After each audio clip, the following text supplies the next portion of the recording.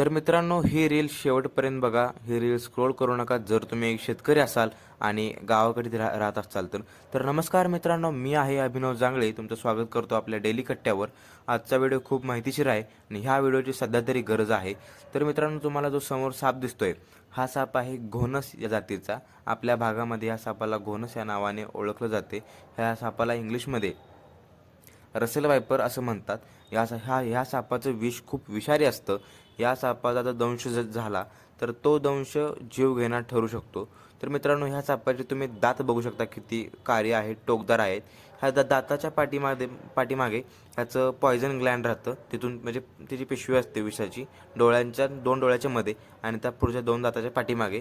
तर मित्रांनो, सध्या झालेल्या पावसामुळे व आलेल्या पुरामुळे सोलापूर जिल्ह्यामध्ये भरपूर या सापाचं प्रमाण वाढलेलं आहे.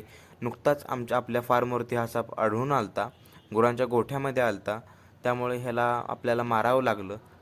सर्पमित्र येण्यापर्यंत एवढा टाईम नव्हता. हा चावा घ्यायचा प्रयत्न करू लागला आपल्याला, गोठ्यावरील प्राण्यांना.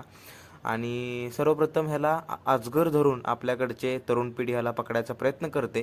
तर तो प्रयत्न कोणीही करू नये, कारण हा अजगर नसून हा घोणस आहे, हा विषारी आहे. ह्याला ओळखायचं कसं मित्रांनो? सगळ्यात पहिल्यांदा कोणत्याही सापाला ओळखायचं म्हणलं की त्याचं तोंड बघायचं. तर ह्या सापाचं तुम्हाला तोंड दिसतंय, त्रिकोणी ट्रँग्युलर शेपचं ह्या सापाचं तोंड आहे आणि अंगावरती तांबडे आणि काळे चट्टे असतात. म्हणजे तांबडे काळे चट्टे बघून लोकांना वाटतं हा अजगर आहे बाबा, ह्याला धरूया काय होत नाही.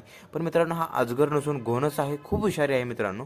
आणि ह्या पावसाच्या पाण्यामुळे प्रत्येक गावात पूर आल्यामुळे त्या पुराच्या पाण्यामध्ये सापांचं म्हणजे सापाची पिल्ली, साप वाहून आलेत. त्याच्यामुळे प्रत्येक गावामध्ये सापाचं प्रमाण वाढलेलं आहे.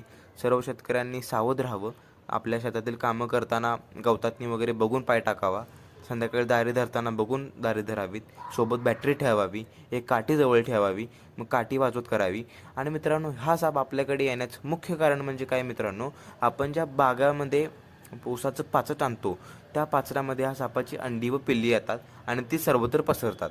तर मित्रांनो, असेच नवनवीन व्हिडिओ पाहण्यासाठी आपल्या चॅनलला लाईक करा, शेअर करा, सबस्क्राईब करा आणि जितकं होईल तितकं ह्या व्हिडिओला शेअर करा.